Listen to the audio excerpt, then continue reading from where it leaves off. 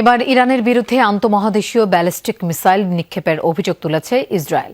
প্রতিরক্ষা বিভাগ আইডিএফ এর দাবি, সম্প্রতি দিয়েগো গার্সিয়ার মার্কিন ঘাঁটিতে ছোড়া ক্ষেপণাস্ত্রগুলোর পাল্লা ৪,০০০ কিলোমিটার, যার রেঞ্জে থাকবে ইউরোপের বহু শহর। এদিকে যুদ্ধ শুরুর পর ইসরায়েলের সবচেয়ে ভয়াবহ হামলা চালায় ইরান। রাতভর দক্ষিণাঞ্চলীয় শহরগুলোতে চলে তাণ্ডব।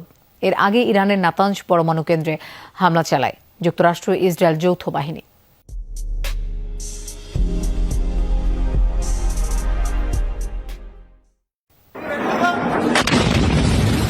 কয়েক স্তরের আকাশ প্রতিরক্ষা ব্যবস্থা ভেদ করে সরাসরি ইসরায়েলে ইরানি ক্ষেপণাস্ত্রের আঘাত হানার দৃশ্য এটি। মুহূর্তেই অগ্নিগর্ভ হয়ে ওঠে পুরো এলাকা। নাতানজ পরমাণু কেন্দ্রে হামলার জবাবে ইসরায়েল জুড়ে শনিবার ভয়াবহ অভিযান চালায় ইরান। সবচেয়ে ক্ষতিগ্রস্ত দক্ষিণাঞ্চলীয় শহর দিমোনা, যেখানে ইসরায়েলের গুরুত্বপূর্ণ পারমাণবিক কেন্দ্র অবস্থিত। ১ ঘণ্টায় ২ দফায় আইআরজিসির ক্ষেপণাস্ত্র আঘাত হানে অঞ্চলটিতে। হামলায় আহত অর্ধশতাধিক মানুষ। বিপুল ধ্বংসযজ্ঞে যখন বিপর্যস্ত ইসরায়েল, তখন প্রতিরক্ষা বাহিনীর অভিযোগ ইরানের হাতে রয়েছে আন্তঃমহাদেশীয় ব্যালিস্টিক ক্ষেপণাস্ত্র।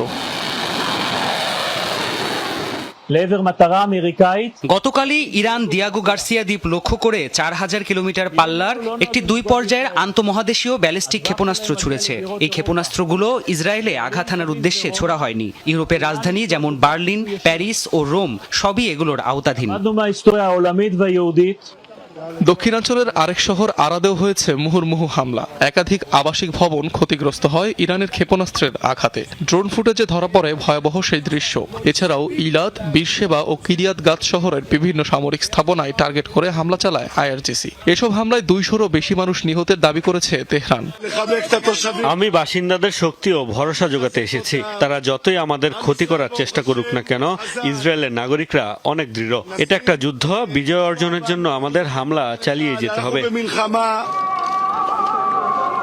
এর আগে ঈদের দিন ইরানের গুরুত্বপূর্ণ নাতানজ পরমাণু কেন্দ্রে হামলা চালায় মার্কিন ইসরায়েলি যৌথ বাহিনী। এতে কোনো ধরনের তেজস্ক্রিয় পদার্থের নিঃসরণ হয়নি বলে নিশ্চিত করেছে ইরান। রাজধানী তেহরানেও হামলা চালিয়েছে যৌথ বাহিনী। শহরটির পূর্ব ও পশ্চিম অংশ জুড়েও চলে অভিযান। এছাড়াও হামলার শিকার হয়েছে কারাজ ও ইস্পাহান।